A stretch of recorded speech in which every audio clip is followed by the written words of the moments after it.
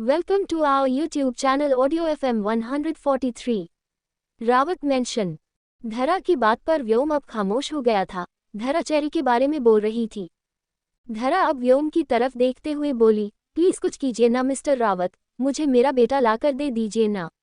मुझे उसे अपने सीने से लगाना है और उसे कहना है कि वो पागल नहीं है, उसकी कोई गलती नहीं है, गलती मेरी है जो मैं बचपन में भी उसे नहीं समझी और अब भी समझ नहीं पाए। वो टॉक्सिक नहीं है बल्कि वो खुद अपने डिसऑर्डर की वजह से। ये बोलते हुए वो चुप हो गई थी, बस उसकी आंखों से आंसू बरस रहे थे। व्योम उसके चेहरे को अपने हाथों में थाम कर बोला, चुप हो जाओ क्राई बेबी, प्लीज चुप हो जाओ। आई प्रॉमिस मैं दिव्यांश को बहुत जल्दी तुम्हारे पास वापस लेकर आऊंगा। दिव्यांश को कुछ भी नहीं होगा, मैं हूं ना, तुम बस मुझ पर ट्रस्ट करो। अगर ये व्योम रावत अपने बेटे को ढूंढकर तुम्हारे पास नहीं लेकर आया ना, तो जिंदगी में पहली बार होगा जब ये व्योम रावत अपनी हार मानेगा, लेकिन इतनी जल्दी नहीं।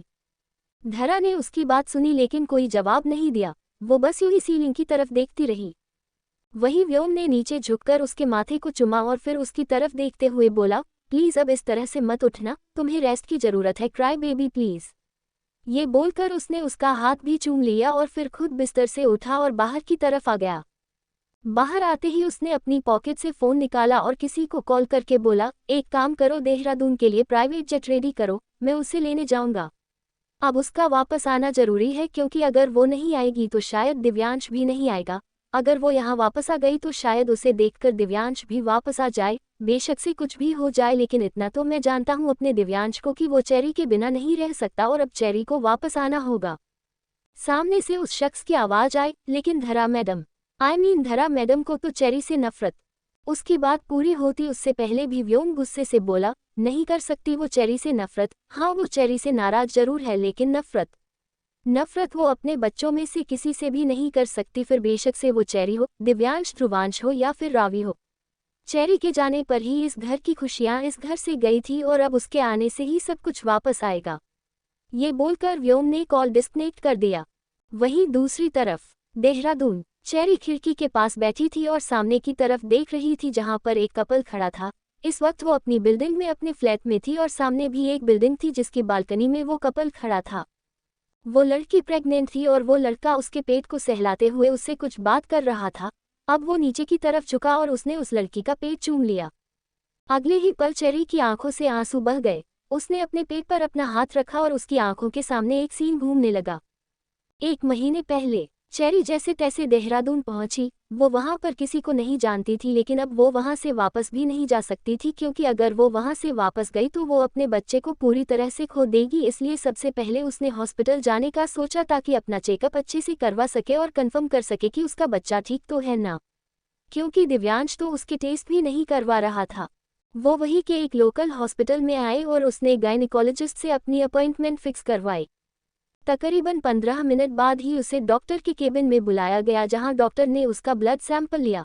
पहले उन्होंने चेरी का चेकअप नॉर्मली किया था, जहां उन्हें कुछ समझ नहीं आया तो उन्होंने उसका ब्लड और यूरिन सैंपल लिया और फिर लैब में भेज दिया।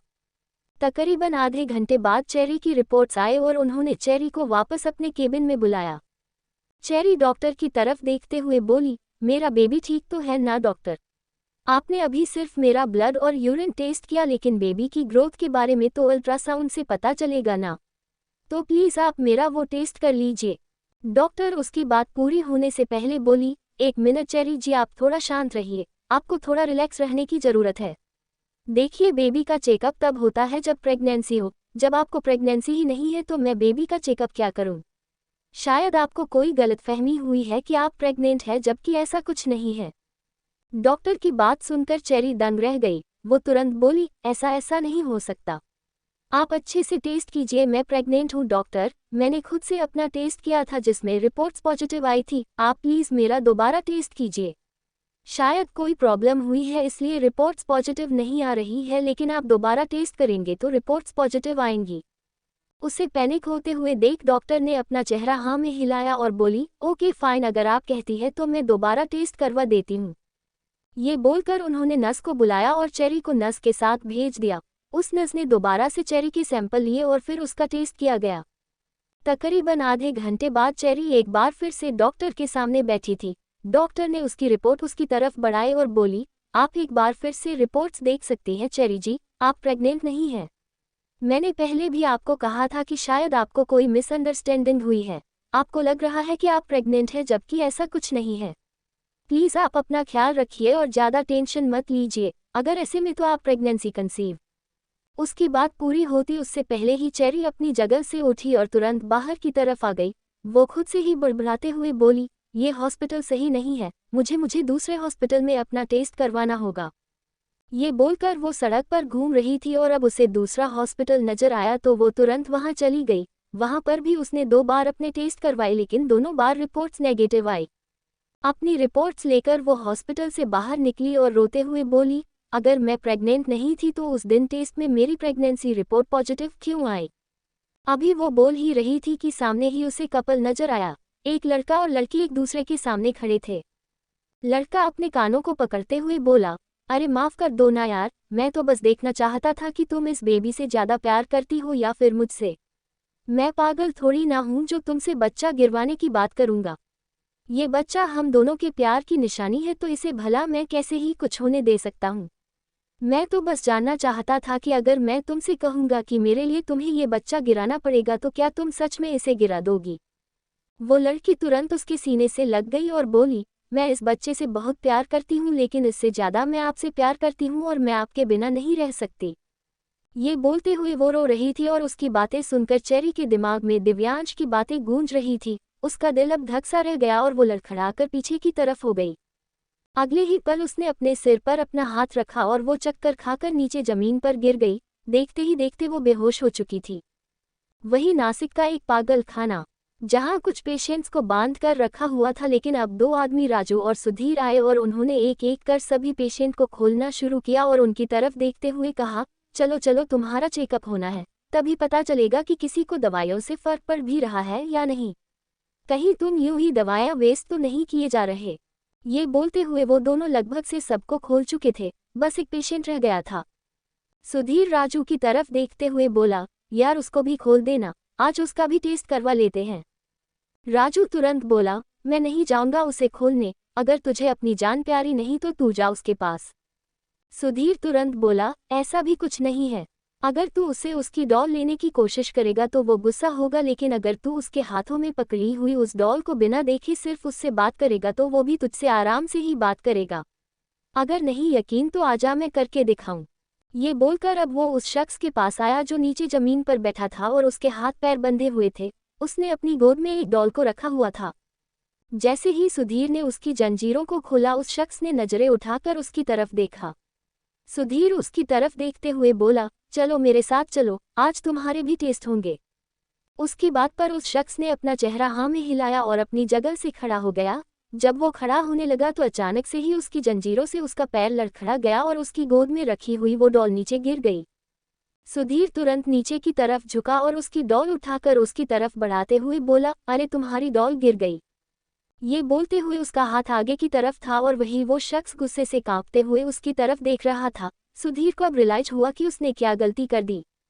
वो तुरंत बोला, वो मुझसे तुम्हारी ये डॉल। उसकी बात पूरी होती उससे पहले ही वो शख्स नीचे की तरफ झुका और एक जंजीर अपने हाथ में उठाकर सीधा सुधीर के गले में डालकर लपेटते हुए बोला, तुम्हारी हिम्मत भी कैसी हुई मेरी रेड को हाथ लगाने की। तुमने मेरी रेड को हाथ क्यों लगाया। मेरी रेड सिर्फ मेरी है, उसे मेरे अलावा कोई टच नहीं कर सकता तो तुमने उसे टच क्यों किया। ये बोलते हुए वो अपनी बाजू में उस डॉल को दबाते हुए उस जंजीर को अपने हाथों से बुरी तरह से खींच रहा था और वो शख्स कोई और नहीं दिव्यांश था, दिव्यांश रावत। उम्मीद मेंटल हॉस्पिटल। दिव्यांश ने जंजीर को सुधीर के गले में फंसा रखा था और वो उस जंजीर को अपना पूरा जोर लगाकर खींच रहा था। सुधीर खुद को छुड़ाने की पूरी कोशिश कर रहा था।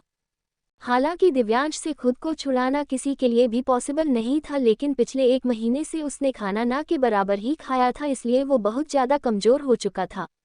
उसका वो बदन पहले जो एकदम हॉट अट्रैक्टिव और उभरी हुई चेस्ट और छोटे छोटे बाइसेप्स थे वो अब जा चुके थे। वो थोड़ा कमज़ोर दिखने लगा था लेकिन फिर भी सुधीर खुद को उससे छुड़ा नहीं पा रहा था। राजू आगे की तरफ आया और दिव्यांश के हाथों को पीछे की तरफ हटाने लगा लेकिन दिव्यांश ने अपने हाथों से उसे जोर से धक्का दिया जिसके चक्कर में उसकी डॉल अब एक बार फिर से गिर गई। जैसे ही दिव्यांश ने अपनी डॉल को गिरते हुए देखा वो तुरंत सुधीर को धक्का देकर नीचे की तरफ झुका और अपनी डॉल को उठाकर अपनी सीने से लगाते हुए बोला, तुम्हें चोट तो नहीं आई ना रेड। तुम्हें लगी तो नहीं ना? तुम ठीक तो हो ना? मैं हूं ना तुम्हारा एवोकाडो, मैं तुम्हें कुछ नहीं होने दूंगा, तुम्हें एक खरोच भी नहीं आने दूंगा। ये बोलते हुए वो डॉल को अपनी बाहों में जकड़ रहा था। इस वक्त वो पूरी तरह से कांप रहा था। वही उसकी हालत देखकर राजू सुधीर की तरफ देखते हुए बोला, मैंने तुझे कहा था ना, इस पागल से पंगा मत ले। तू जानता है इसे जब इसे गुस्सा आता है तो ये ऐसे ही आउट ऑफ कंट्रोल हो जाता है। देख क्या हालत कर दी इसने तेरी। सुधीर जो नीचे जमीन पर बैठा लंबी लंबी सांस लेकर खुद को नॉर्मल करने की कोशिश कर रहा था, उसकी नजरें भी दिव्यांश की तरफ ही थी और वो दिव्यांश के हाथ में पकड़ी हुई डॉल की तरफ भी देख रहा था। वो अब राजू की तरफ देखते हुए बोला, जाने दे यार, मैं जानता हूँ इसे, ये सारा दिन किसी को कुछ नहीं कहता है, बिल्कुल खामोश रहता है, बिल्कुल शांत रहता है, बस अपनी डॉल से बातें करते रहता है। लेकिन जब इसकी डॉल को कोई नुकसान पहुंचाने की कोशिश करता है या फिर इससे ये डॉल छीनने की कोशिश करता है तो इसे बहुत ज्यादा गुस्सा आता है और गुस्से में ये सामने वाले पर हावी हो जाता है। इसमें इसकी भी गलती नहीं है। अगर ये समझदार होता या फिर किसी सिचुएशन को समझने लायक होता तो ये यहाँ पर क्यों होता? ये पहले ही किस्मत का मारा हुआ है, ऐसे में हमें इसके साथ गलत तरीके से पेश नहीं आना चाहिए यार। उसकी बात सुनकर राजू गुस्से से बोला, तेरा ये इमोशनल लेक्चर सुनकर तो मुझे रोना आ रहा है, लेकिन मैं तेरी तरह चूतिया नहीं हूँ। तू इसके हाथों से मरकर खुश होगा, लेकिन मैं ऐसे पागलों का इलाज करना बहुत अच्छी तरह से जानता हूँ। इसने तुझे मारने की कोशिश की है ना? तेरी गर्दन पर वो जंजीर फंसाई थी, अब तो देख मैं क्या करूँगा। ये बोलकर वो तुरंत आगे की तरफ आया। वही दिव्यांश जो अपनी डॉल को संभाल रहा था और उसे प्यार करने में बिजी था, उसे पता ही नहीं चला कब राजू उसके बिल्कुल पीछे आकर खड़ा हो गया। अगले ही पल उसने साइड में रखी हुई जंजीर उठाए और उसे दिव्यांश के गर्दन पर लपेट दिया। दिव्यांश का चेहरा एक झटके से ऊपर की तरफ उठा। उसकी आंखें लगभग से बाहर आने को गई थी। राजू ने उस जंजीर को अब जोर से खींचा। सुधीर शॉक्ड रह गया। वो तुरंत अपनी जगह से उठकर आगे की तरफ आया और राजू को पीछे खींचते हुए बोली, यार ये क्या कर रहा है तू? तू पागल हो गया है क्या? उसका तो दिमाग ठिकाने पर नहीं है। वो पागल है, लेकिन तू तो समझदार है ना, तो ऐसा कैसे कर सकता है? अगर उसे कुछ हो गया तो मैडम छोड़ेगी नहीं तुझे। तू छोड़ इसे वरना मुझे शोर मचाना पड़ेगा। राजू गुस्से से दांत पीसते हुए बोला, इस साले पर तो मुझे वैसे भी बहुत ज्यादा गुस्सा आता है, खुद को कुछ ज्यादा समझता है। साला पूरा दिन इसके सामने खाना लेकर खड़ा रहूं, लेकिन फिर भी इसे खाना नहीं खाना होता। इसे कोई काम करने को कहो तो ये काम नहीं करता, दवाएं नहीं लेता, इसकी अकड़ मैं ठिकाने लाऊंगा। दिव्यांश बस राजू की तरफ देख रहा था। वो खुद को छुड़ाने की कोशिश भी नहीं कर रहा था। उसने उस डॉल को पूरी तरह से अपने सीने से लगाया हुआ था, जैसे वो बेशक से मर जाए उसे फर्क नहीं पड़ता, लेकिन वो डॉल उससे दूर नहीं जानी चाहिए। सुधीर राजू को लगातार खींच रहा था, लेकिन राजू पीछे हट ही नहीं रहा था और फिर अचानक से दरवाजे पर कदमों की आहट हुई और एक लड़की अंदर की तरफ आई और बोली, ये सब क्या हो रहा है? उस लड़की को देखकर राजू के हाथ एकदम से ढीले हो गए और उसने एक झटके से दिव्यांश को छोड़ दिया। दिव्यांश सीधा जमीन पर जाकर गिरा, लेकिन उसके चेहरे पर कोई तकलीफ नहीं थी, बल्कि एक हल्की सी मुस्कुराहट थी। वो उस डॉल पर अपना हाथ रखकर उसे प्यार से सहलाते हुए बोला, कुछ नहीं हुआ मुझे रेड, तुम मेरी टेंशन मत लेना। तुम्हें पता है ना, मैं बहुत ज्यादा स्ट्रांग हूँ, मुझे कुछ नहीं हो सकता, तुम टेंशन मत लो। हाँ। ये बोलकर उसने अपनी आंखें बंद कर ली। उसे यूं देखकर उस लड़की की आंखों में नमी तैर रही थी और अब उसने गुस्से से राजू की तरफ देखा। वो आगे की तरफ आए और राजू को गहरी नजरों से देखते हुए बोली, मुझे तुम मेरे केबिन में मिलना। ये बोलकर अब उसने वापस दिव्यांश की तरफ देखा। राजू का चेहरा डर से कांपने लगा था। वो अब पीछे की तरफ हट चुका था। उसने अब सुधीर की तरफ देखा। सुधीर भी उसे नाराजगी भरी नजरों से देख रहा था। वही वो लड़की सोना अब दिव्यांश के सर को अपनी गोद में रखते हुए बोली, कुछ नहीं हुआ तुम्हें और कभी कुछ होगा भी नहीं, तुम टेंशन मत लो। ना यहाँ पर तुम्हें कुछ होगा और ना ही तुम्हारी इस डॉल को। तुम दोनों को यहाँ पर बहुत प्यार से रखा जाएगा और फिर तुम जल्दी ही ठीक हो जाओगे तो तुम वापस अपनी डॉल के साथ खेल भी पाओगे। दिव्यांश उसकी तरफ देखकर मुस्कुराया और बड़े ही प्यार से बोला, पक्का? सोना भी मुस्कुराए और बोली, पक्का, लेकिन उससे पहले तुम्हें दवाएं लेनी होगी, अपने टेस्ट करवाने होंगे। तुम मेरे साथ टेस्ट करवाने चलोगे ना? दिव्यांश जल्दी से बोला, चलूंगा, लेकिन अपनी रेड को अपने साथ लेकर चलूंगा। सोना हंसकर बोली, मुझे कोई प्रॉब्लम नहीं है, तुम्हारे साथ साथ मैं तुम्हारी डॉल के भी चेकअप करवाऊंगी, उसे भी दवाई दूंगी, फिर वो भी स्ट्रांग हो जाएगी, उसे मैं अच्छी वाली मीठी वाली दवाई दूंगी, ठीक है? दिव्यांश ने तुरंत अपना सर हाँ में हिला दिया। सोना राजू की तरफ देखते हुए बोली, मेरी हेल्प करो। उसकी बात पर राजू तुरंत आगे की तरफ आया, लेकिन दिव्यांश सोना की तरफ देखते हुए बोला, मुझे किसी की हेल्प नहीं चाहिए, मैं खुद से खड़ा हो जाऊंगा और अपनी रेड को भी संभाल लूंगा। ये बोलकर उसने उस डॉल को और भी ज्यादा कसकर अपने सीने से लगा लिया और फिर सोना की गोद से अपना सिर ऊपर उठाते हुए खड़ा हो गया। सोना की आंखों में हल्की सी नमी तैर गई। वो उस मेंटल हॉस्पिटल में सीनियर डॉक्टर थी और उस हॉस्पिटल में बहुत सारे पेशेंट थे, लेकिन पता नहीं क्यों उसे दिव्यांश से एक अलग ही अटैचमेंट फील होती थी। दिव्यांश को देखकर उसे सच में बहुत बुरा लगता था। दिव्यांश अपनी जगह से खड़ा हो गया। वो सोना की तरफ देखते हुए बोला, मैं तो खड़ा भी हो गया, लेकिन आप तो अभी भी अपनी जगह पर बैठी हो। डॉक्टर, क्या आपको खड़ा नहीं होना? सोना हल्का सा हंसी और बोली, तुमने अपनी डॉल को तो अपने साथ खड़ा कर दिया, लेकिन मेरी तो हेल्प की ही नहीं, अब मैं कैसे खड़ी होंगी? दिव्यांश ने अपना लोअर लिप हल्का सा अंदर की तरफ दबाया और मासूमियत से बोला, मतलब आपको भी हेल्प चाहिए? सोना ने अपना चेहरा हाँ में हिलाया। दिव्यांश तुरंत बोला, लेकिन मैं आपकी हेल्प नहीं कर सकता डॉक्टर, क्योंकि मैं सिर्फ मेरी रेड को टच कर सकता हूँ और किसी को टच करना मुझे अच्छा नहीं लगता, आप इससे हेल्प ले लीजिए। ये बोलते हुए उसने राजू की तरफ देखा। राजू आगे की तरफ बढ़ने लगा, लेकिन सोना की नजरें अभी भी दिव्यांश पर थी। वो मुंह बनाते हुए बोली, ये क्या बात हुई? मैं तुम्हारी इतनी हेल्प करती हूँ, लेकिन तुम मेरी हेल्प ही नहीं कर सकते। माना तुम अपनी रेड से बहुत ज्यादा प्यार करते हो, लेकिन इसका मतलब ये तो नहीं ना कि बाकी की दुनिया कुछ भी नहीं। दिव्यांश छत से बोला, हाँ मेरे लिए तो ऐसा ही है, मेरे लिए तो बस मेरी रेड ही सब कुछ है, इसके अलावा और कुछ नहीं। अब मैं चलता हूँ, बाहर मुझे लाइन में लगना होगा ना, तभी मेरी बारी आएगी। ये बोलकर वो वहां से बाहर जाने लगा। अचानक ही उसका कदम लड़खड़ा गया और वो नीचे गिरने को हुआ। उम्मीद मेंटल हॉस्पिटल। दिव्यांश के कदम लड़खड़ा गए तो वो नीचे गिरने को हुआ, क्योंकि उसके पैरों में जंजीर बंधी हुई थी, लेकिन गिरते वक्त भी उसने अपनी रेड को अच्छी तरह से अपने सीने में संभाल लिया था और खुद नीचे गिर गया था। वो नीचे गिरने पर दर्द से चिल्लाया नहीं, बल्कि अपनी डॉल को अपने सीने से लगाते हुए बोला, कुछ नहीं हुआ, मैंने तुम्हें चोट लगने से बचा लिया। ये बोलते हुए वो बस उसको सहला रहा था, जबकि उसके खुद के पैर पर चोट लग चुकी थी। जंजीर खींचने की वजह से उसके पैर की स्किन फट चुकी थी, जहां से अब हल्का हल्का खून उभर रहा था। सोना ने जब उसके पैर की तरफ देखा तो एक पल के लिए उसका दिल भी कांप उठा। अब उसने अपनी गुस्से भरी नजरें सुधीर पर डाली और बोली, तुमने ही किया है ना ये? तुमने ही दिव्यांश के पैरों को बांधा।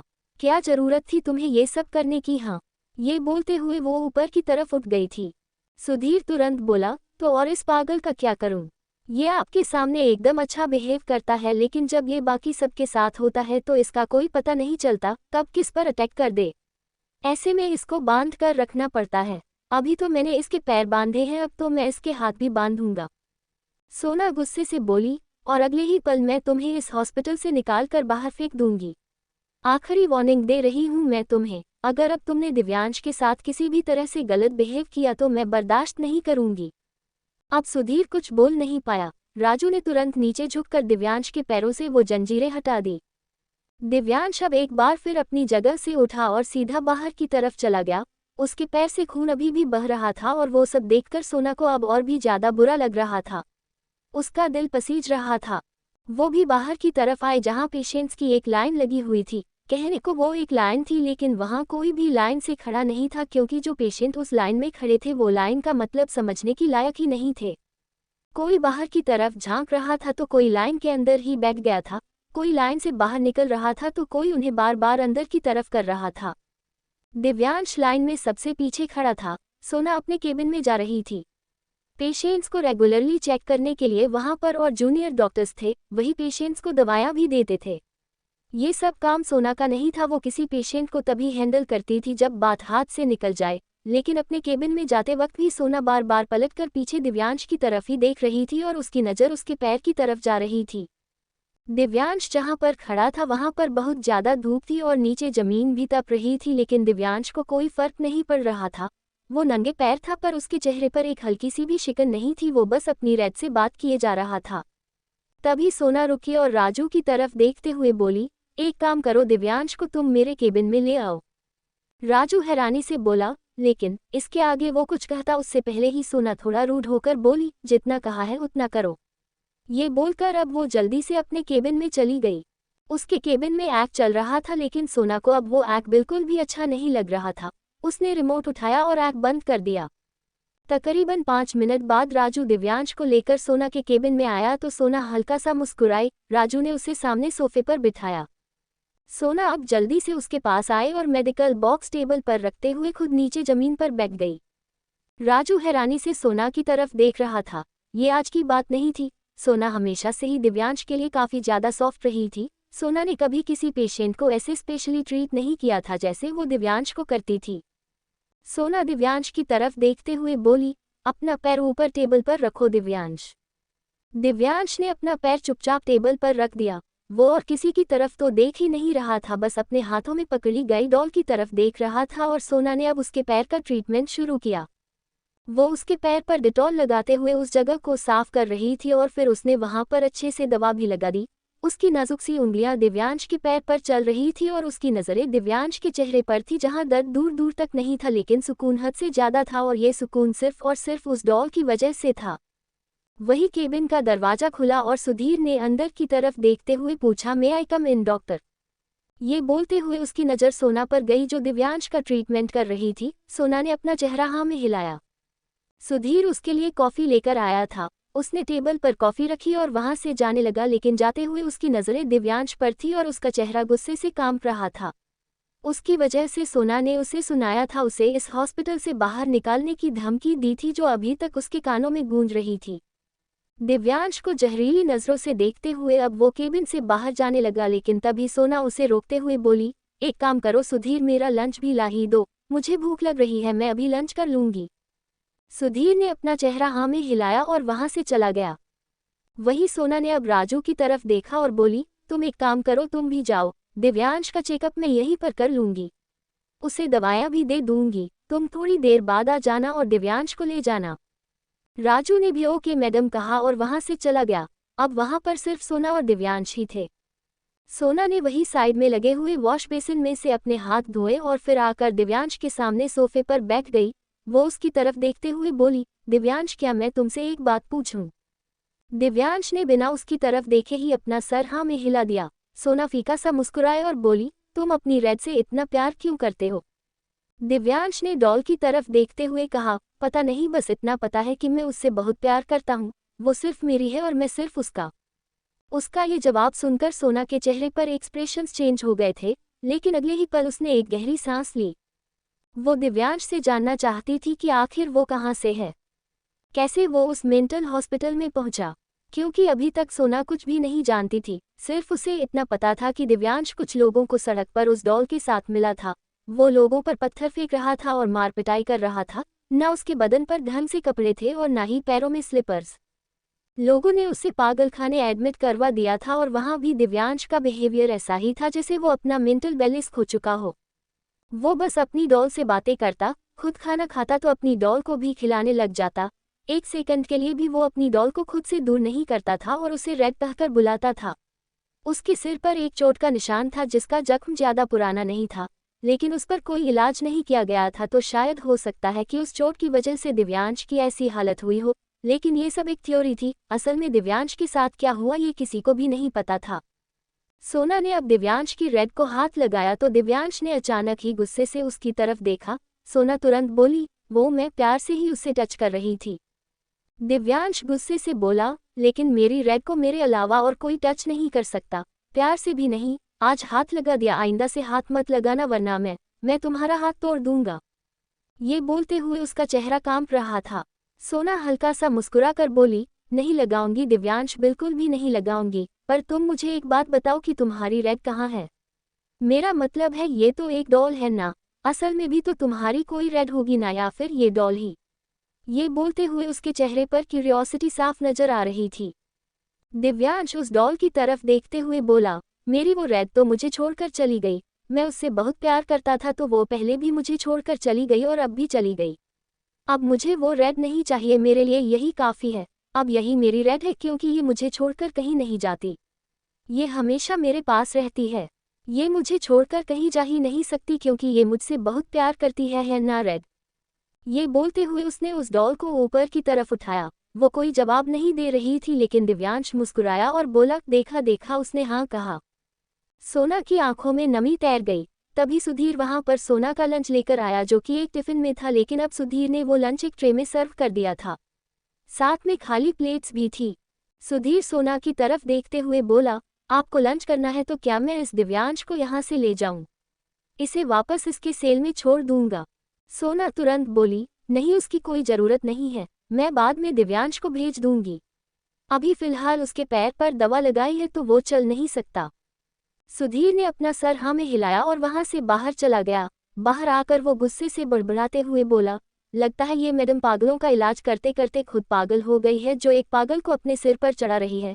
लेकिन मैं इस पागल को नहीं छोड़ूंगा, इसने मुझे मारने की कोशिश की थी ना, और इसकी वजह से सोना मैडम ने मुझे हॉस्पिटल से निकालने की धमकी दी ना, इसे तो अब मैं बताऊंगा। ये बोलते हुए उसने अपने जबड़े कसे हुए थे।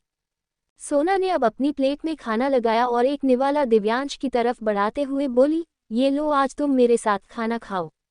दिव्यांश ने उसकी तरफ देखा और बोला, नहीं, मुझे नहीं खाना। सोना हैरानी से बोली, क्यों नहीं खाना? दिव्यांश बिना किसी खास एक्सप्रेशंस के बोला, बस मुझे नहीं खाना। सोना अब मुंह बनाकर बोली, ये भला क्या बात हुई? मैं तुम्हें अपने हाथों से खाना खिला रही हूँ दिव्यांश, और फिर भी तुम मना कर रहे हो। दिव्यांश मासूमियत से बोला, क्योंकि ये खाना आपका है डॉक्टर, मेरा और मेरी रेड का नहीं। मेरा और मेरी रेड का खाना हमें हमारे रूम में मिलता है, हम वहीं पर खा लेंगे। आप मुझे तो ये खाना खिला दोगी, लेकिन मेरी रेड को तो नहीं खिलाओगी ना? वो भूखी रह जाएगी और मैं उसके बिना खाना कैसे खा सकता हूँ? इसलिए मैं चलता हूँ, आप अपना खाना आराम से खा लीजिए। ये बोलकर वो अपनी जगह से उठा और केबिन से बाहर की तरफ चल दिया। सोना उसकी बात सुनकर बस अपनी जगह पर बैठी रह गई। उसकी आंखों में नमी तैर रही थी। वो तकलीफ भरी आवाज में बोली, कुछ लोग किस्मत के मारे होते हैं और कुछ के साथ भगवान ही बैर निकालता है, जो वो उन्हें इस दुनिया में तो भेजता है, लेकिन उनमें दिमाग नहीं देता, और उन लोगों को इस दुनिया में आकर ना जाने क्या क्या सहना पड़ता है। लेकिन कुछ लोगों का दुश्मन तो उनका खुद का इश्क बन जाता है। इश्क को लोग खुद का सबसे बड़ा तोहफा कहते हैं, लेकिन नहीं, ये कोई तोहफा नहीं है, ये तो एक श्राप से भी बढ़कर है। जिसे लग जाए वो कहीं का नहीं रहता। ना जाने कौन से लोग होते हैं वो जो इश्क में जीत जाते हैं। मैंने तो जितने भी देखे इश्क में हारते हुए ही देखे। ये बोलते हुए अब उसकी आंखों की नमी बाहर की तरफ बही गई थी। उसने अपने आंसू को साफ किया और फिर निवाला वापस प्लेट में रख दिया। अब उसका खुद भी कुछ खाने का मन नहीं कर रहा था। सुधीर को बुलाकर उसने वो खाना वापस टिफिन में डलवाने की बजाय किसी को खाने के लिए देने का बोल दिया और अपनी चेयर पर बैठकर अपना काम करने लगी। वहीं दूसरी तरफ चेरी अपने फ्लैट पर थी और खिड़की के पास बैठी थी। एक बार फिर से उसकी नज़रें सामने की तरफ थी, लेकिन अब उसे वहां पर कोई भी नजर नहीं आ रहा था। वो बस यूं ही गुमसुम सी वहां पर बैठी थी। उसकी आंखों से आंसू बह रहे थे। तभी उसका फोन बजा। उसने देखा तो उसके पास उस आदमी का कॉल था जो हमेशा उसे कॉल करता रहता था। दिव्यांश और चेरी की अब तक एक बार भी बात नहीं हुई थी और ना ही व्योम ने चेरी को कॉल किया था। उसे बस वो आदमी ही कॉल करता था और जो भी मैसेज व्योम उसे देने के लिए बोलता था वो मैसेज वो आदमी चेरी को दे देता था। वही आदमी उसे वहां उस फ्लैट पर लेकर आया था जहां चेरी पिछले 1 महीने से रह रही थी। न ही कभी चेरी ने व्योम से बात करने की कोशिश की और ना ही किसी और से। वहां पर उस फ्लैट में सब कुछ था, किसी भी चीज की कोई कमी नहीं थी, लेकिन चेरी बस यूं ही गुमसुम सी हमेशा उस खिड़की के पास बैठी रहती थी और या फिर दिन में एक आधी बार खा लेती थी, लेकिन उससे ज्यादा नहीं। उस आदमी का फोन आते हुए देख चेरी ने अब कॉल रिसीव किया। सामने से वो आदमी बोला, आपको आज रात मुंबई के लिए निकलना है। प्राइवेट जेट रेडी है और कुछ ही देर में आपको गाड़ी भी लेने आ जाएगी। चेरी तुरंत बोली, लेकिन मुझे कहीं नहीं जाना, मैं यहीं पर ठीक हूँ। अब मुझे यहाँ से कहीं और नहीं जाना, मुंबई तो बिल्कुल भी नहीं। अगर ये सब आपको डैड ने करने के लिए बोला है तो उन्हें कह दीजिएगा कि अब मैं वहाँ पर वापस नहीं आना चाहती। ये बोलकर उसने कॉल डिस्कनेक्ट कर दिया और अब उसकी आंखों से आंसू और भी ज्यादा तेजी से बहने लगे। वो रोते हुए बोली, आपने सही कहा था दिव्यांश, मैं मतलबी हूँ, बहुत ज्यादा मतलबी हूँ, इसलिए तो अब मेरी आपके पास आने की हिम्मत नहीं हो रही। किस मुंह से मैं आपके पास आऊंगी? क्या कहूंगी आपसे कि अब मैं आपके पास क्यों आई हूँ? एक बार पहले भी मैंने आपको छोड़कर जाने की गलती की थी और इस बार तो ऐसी गलती की कि मैं दोबारा आपके पास वापस भी नहीं आ सकती। कैसे करूंगी मैं आपका सामना? नहीं, मुझसे अब आपका सामना बिल्कुल नहीं होगा। ये बोलकर उसने अपना फोन वही साइड में रखा और फिर जाकर चुपचाप बेड पर लेट गई। सामने बहुत बड़ा एलईडी स्क्रीन लगा हुआ था, लेकिन आज तक चेरी ने कभी उसे ऑन करके देखा भी नहीं था कि वो चलता भी है या नहीं। इसलिए उसे दूर दूर तक ये खबर नहीं थी कि दिव्यांश भी पिछले 1 महीने से लापता है। वही उस आदमी ने अब चेरी का रिप्लाई व्योम को बता दिया था। व्योम ने एक गहरी सांस ली और बिना कुछ कहे ही कॉल डिस्कनेक्ट कर दिया। अब उसने खुद से अपने फ़ोन से चेरी को कॉल किया। चेरी बिस्तर पर लेटी हुई थी। उसकी नज़रें सीलिंग पर थी और उसकी आंखों के किनारों से आंसू बह रहे थे। विंडो की तरफ रखा हुआ उसका फ़ोन लगातार बज रहा था, लेकिन उस आदमी का ही कॉल होगा ये सोचकर ना वो अपनी जगह से उठी और ना ही उसने फ़ोन की तरफ देखा। तकरीबन 3 से 4 बार उसका फ़ोन बजा और फिर खामोश हो गया। वहीं दूसरी तरफ रात का वक्त तकरीबन 9 बजे सोना अपने केबिन से बाहर निकली और पार्किंग एरिया की तरफ जाने लगी जहां उसकी गाड़ी खड़ी थी। गाड़ी में बैठकर ही वो अपने घर के लिए निकलने वाली थी। तभी उसका मन किया कि वो जाते वक्त एक बार दिव्यांश को देख ले और उसने अपने कदम दिव्यांश के सेल की तरफ बढ़ा दिए, लेकिन वहां आकर उसे दिव्यांश कहीं नजर नहीं आया। वहीं दूसरी तरफ सुधीर ने जैसे ही सोना को अपने केबिन से बाहर निकलकर हॉस्पिटल से बाहर जाते हुए देखा, उसके चेहरे पर शैतानी मुस्कुराहट तैर गई। वो अब जल्दी से हॉस्पिटल के पिछले हिस्से में बने हुए एक कमरे में आया जहां सामने दिव्यांश नीचे जमीन पर बैठा था और उसके हाथ और पैर दोनों ही जंजीरों से बंधे हुए थे। उसकी गोद में उसकी डॉल रखी थी, लेकिन अब सुधीर दरवाजा खोलकर अंदर की तरफ आया और अगले ही पल दिव्यांश को शैतानी नज़रों से देखते हुए उसने उसके ऊपर से वो डॉल उठा ली। दिव्यांश ने तुरंत नजरें उठाकर उसकी तरफ देखा और अपनी डॉल को वापस उस खींचने लगा, लेकिन उसके हाथ पूरी तरह से बंधे हुए थे और इस बात पर अब सुधीर की तिरछी मुस्कुराहट और भी ज्यादा लंबी हो गई थी। उम्मीद मेंटल हॉस्पिटल। जैसे ही सुधीर ने दिव्यांश की गोद से उसकी डॉल को लिया, दिव्यांश ने अपना चेहरा ऊपर की तरफ उठाया। इससे पहले वो सुधीर की तरफ देख नहीं रहा था, बल्कि सुधीर ही उसे अपनी गहरी नज़रों से ताड़े जा रहा था और अब दिव्यांश के चेहरे पर गुस्सा साफ झलक रहा था। उसके चेहरे की नसें बाहर की तरफ उभरने लगी थी और उसके हाथ अकड़न लगे थे। उसने तुरंत अपने हाथों को ऊपर की तरफ उठाया, लेकिन अगले ही पल उसके हाथ बस एक जगह तक सीमित रह गए, क्योंकि उसके हाथों को जंजीरों से बांधा हुआ था। सिर्फ हाथ ही नहीं, उसके पैर भी पूरी तरह जंजीर से बंधे हुए थे। वो अब एक बार फिर से सुधीर की तरफ देखने लगा और सुधीर के चेहरे पर डेविल एक्सप्रेशंस आ गए। वो उसकी तरफ देखते हुए बोला, तुझे तेरी रेड चाहिए? इस डॉल में तेरी जान बसती है ना? लेकिन देख, अब ये डॉल मेरे हाथों में है। तेरी वजह से मुझे सोना मैडम ने डांटा, तेरी वजह से उन्होंने मुझे जॉब से निकालने की धमकी दी और तूने भी मेरी जान लेने की कोशिश की ना? बहुत गुस्सा आता है ना तुझे साले? अब दिखा तू मुझे अपना गुस्सा। ये बोलते हुए उसने उस डॉल को ऊपर की तरफ उछाला और फिर अगले ही पल कैच कर लिया। दिव्यांश अपने हाथों को पीछे की तरफ खींचते हुए जोर से चिल्लाया, रेड। उसका चिल्लाना सुनकर सुधीर की हंसी और भी ज्यादा तेज हो गई। वहां पर पागलों का चिल्लाना कोई अलग बात नहीं थी। हर रोज कोई ना कोई पागल यूं ही चिल्लाता रहता था, इसलिए ये सब बिल्कुल नॉर्मल था। लेकिन सोना जो दिव्यांश को ढूंढ रही थी, उसके कदम एकदम से रुक गए थे। वो दिव्यांश की आवाज़ को बहुत अच्छी तरह से पहचान सकती थी, लेकिन एक बार चिल्लाने के बाद ही वो आवाज़ बंद हो चुकी थी, तो सोना को समझ नहीं आ रहा था कि आखिर वो आवाज़ आई कहाँ से। उसका दिल जोरों से धक धक करने लगा था। तभी राजू उसके सामने आकर खड़ा हुआ और बोला, क्या हुआ मैडम? आप यहाँ क्यों खड़ी है? सोना उसकी तरफ देखते हुए बोली, दिव्यांश कहाँ है? राजू तुरंत बोला, वो अपने सेल में होगा। सोना ने अपना चेहरा नामे हिलाया और बोली, नहीं, वो अपने सेल में नहीं है। राजू हंसकर बोला, ऐसा कैसे हो सकता है मैडम? अभी थोड़ी देर पहले ही तो मैं उसे खाना देकर आया हूँ। हालांकि उसने खाना खाया तो नहीं, लेकिन वो वहीं अपने सेल में था। सोना गुस्से से बोली, मैंने कहा ना वो इस वक्त वहां पर नहीं है। मुझे बताओ दिव्यांश कहाँ है? देखो, अगर उसे एक खरोच भी आई ना तो मैं तुम्हें छोड़ूंगी नहीं। आजकल तुम अपना काम ढंग से नहीं कर रहे हो। राजू जल्दी से बोला, नहीं मैडम, ऐसी बात नहीं है, मैं अपना काम ढंग से कर रहा हूँ। आपको नहीं यकीन तो आप मेरे साथ चलिए। ये बोलकर वो तुरंत उस सेल की तरफ बढ़ गया जहाँ पर दिव्यांश को रखा हुआ था, लेकिन उसके अलावा वहाँ पर बाकी सारे पेशेंट थे, बस दिव्यांश ही नहीं था। अब राजू का दिमाग भी घूम गया। तभी अचानक से वो बड़बड़ाया, सुधीर, सुधीर कहाँ है? मैंने उसे भी आधे घंटे से नहीं देखा। सोना जो उसके पीछे पीछे ही आई थी, अब उसके पास ही खड़ी थी। जैसे ही उसने उसका बड़बड़ाना सुना, उसकी आंखें बड़ी हो गई। वो सुधीर की आंखों में दिव्यांश के लिए नफरत देख सकती थी। वो जल्दी से बोली, सुधीर गायब है, इसका मतलब सुधीर ने ही दिव्यांश को भी गायब किया है। लेकिन वो दिव्यांश को लेकर कहाँ गया? कहीं वो उसे इस हॉस्पिटल से बाहर तो नहीं ले गया? ओह गॉड, अगर ऐसा हुआ तो बहुत बड़ी प्रॉब्लम हो जाएगी। दिव्यांश तो खुद को संभाल भी नहीं सकता है। मुझे पहले समझ जाना चाहिए था कि अब सुधीर को इस हॉस्पिटल में रखने का कोई फायदा नहीं, उसके इरादे बदल रहे हैं तो मुझे उसे हॉस्पिटल से निकाल देना चाहिए था। राजू उसकी तरफ देखते हुए बोला, आप फिक्र मत कीजिए सोना मैडम, दिव्यांश को कुछ नहीं होगा, मैं देखता हूँ। ये बोलकर वो तुरंत बाहर की तरफ आ गया। सोना भी उसके पीछे पीछे बाहर आई। राजू हर एक सेल में दिव्यांश को चेक कर रहा था लेकिन दिव्यांश कहीं भी नहीं था।